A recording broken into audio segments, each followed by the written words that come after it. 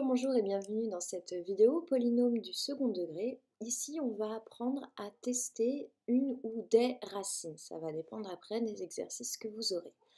Pour rappel, un polynôme du second degré ou de degré 2 est de la forme ax au carré plus bx plus c, sachant que a, b et c sont des valeurs et a forcément doit être différent de 0, sinon on n'a plus de degré 2. Lorsqu'on me demande de tester ou alors de trouver des racines, ça consiste en fait à déterminer les valeurs de x telles que le polynôme est égal à 0.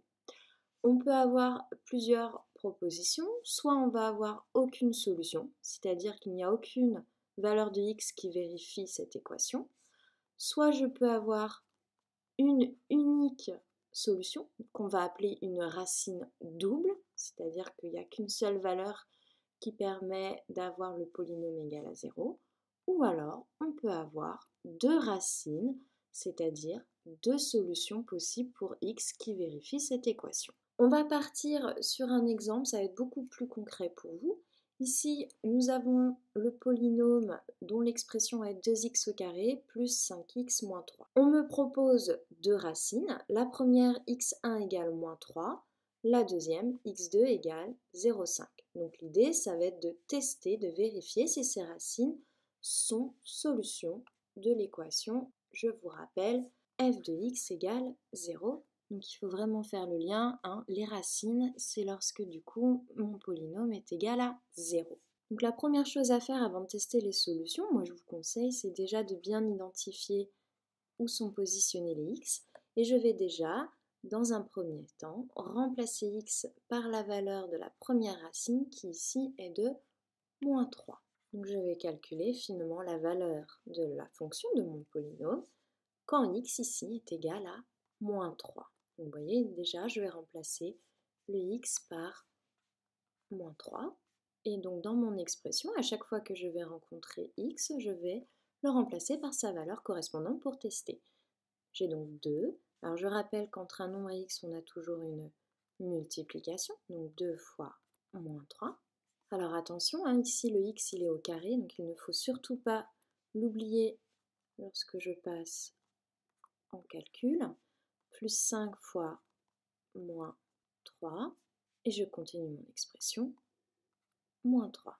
Alors là, l'erreur souvent qui est faite, c'est dans un premier temps, vous remplacez x ici par la première solution, moins 3, et après, le deuxième x, vous le remplacez par 0,5. On ne fait surtout pas ça. Là, je teste vraiment ma solution moins 3. Donc, c'est-à-dire à chaque fois que je vais avoir x ici, je vais le remplacer par moins 3. On teste les solutions de manière différenciée, d'accord? Il ne faut surtout pas regrouper dans un calcul les deux solutions, sinon vous n'allez pas vous en sortir. Et ensuite, je vais faire le calcul. Alors ici, on peut le faire de tête, on n'a pas forcément besoin de la calculatrice. Moins 3 au carré, bien. 3 fois 3, ça fait 9, moins, ça fait plus. 9 fois 2, on a donc ici 18, plus 5 fois moins 3, ça me donne moins 15. Donc je n'étais pas forcément obligée du coup de laisser le plus. Moins 3. Moins 5 moins 3, ça fait moins 18. Et 18 moins 18, on a 0. Mon résultat est égal à 0, ce qui correspond bien à l'équation que je cherchais à résoudre. J'en conclus donc que x1 égale moins 3 est une racine du polynôme. N'oubliez surtout pas de conclure. J'ai donc ici testé pour x1 égale moins 3. Je vais maintenant faire de même avec la deuxième racine qu'on me propose qui est x2 égale 0,5. Donc la démarche, c'est exactement la même, c'est-à-dire que dans l'équation de mon polynôme, je vais remplacer la valeur de x par 0,5. Je vais donc calculer cette fois f de 0,5. Donc je reprends l'expression et donc à la place de x, comme je vous ai dit tout à l'heure, je mettrai à la place 0,5. J'ai donc 2 multiplié par 0,5. Alors là, je ne suis pas forcément obligée de mettre des parenthèses puisque j'ai multiplié par un nombre positif, mais après vous pouvez garder l'habitude. Plus Alors je reprends 5 fois 0,5. Et surtout, je n'oublie pas le reste de l'expression, moins 3. Parce que c'est pareil, c'est une erreur que vous avez tendance à faire, c'est-à-dire à vous arrêter au remplacement et ne pas aller au bout de l'expression. On passe au calcul. Alors là, vu que vous avez des nombres à virgule, vous pouvez les faire à la calculatrice, ça sera beaucoup plus rapide. Donc 2 fois 0,5 au carré, plus 5 fois 0,5, moins 3. Et on obtient ici 0. Donc je n'oublie pas de conclure, x2 est donc une racine, c'est donc même on peut dire la deuxième racine du polynôme. Ça veut dire ici que ce polynôme a deux racines, deux solutions possibles. Alors je ne l'avais pas forcément mis, mais on peut du coup voir comment on rédige et qu'est-ce qui se passe finalement quand on me propose une valeur de x qui n'est pas une solution, qui n'est pas une racine. Donc on va prendre n'importe quelle valeur, hein, du moment qu'elle ne correspond pas du coup à moins 3 et 0,5, puisqu'on les a déjà testés. Donc on peut tester par exemple pour, on va faire simple, hein, par exemple pour 1.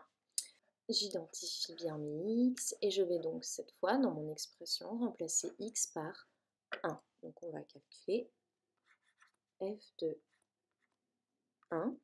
Donc je vais faire 2 fois 1 au carré plus 5 fois 1. Donc, on est bien d'accord, hein, là vous n'êtes pas forcément obligé de mettre les parenthèses. Hein. Moins 3. Donc là on va faire le calcul de tête. 1 au carré ça fait 1, 2 fois 1 ça fait 2. 2 plus 5 fois 1, 5 fois 1 ça fait 5. Donc 2 plus 5 ça fait 7. 7 moins 3, on obtient 4.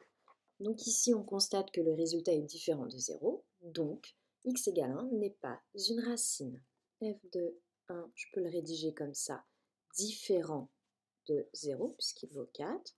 Donc x égale 1 n'est pas une racine. Donc vous voyez, hein, c'est pas non plus quelque chose de trop complexe, il suffit de remplacer, de faire attention aux signes, de bien poser les parenthèses, surtout quand on va avoir des nombres négatifs. Puis après, il faut se lancer, il faut surtout pas... voilà, faut pas se bloquer, il faut se lancer, il faut faire des exercices, des exercices, des exercices, et à la fin, ça va devenir un automatisme.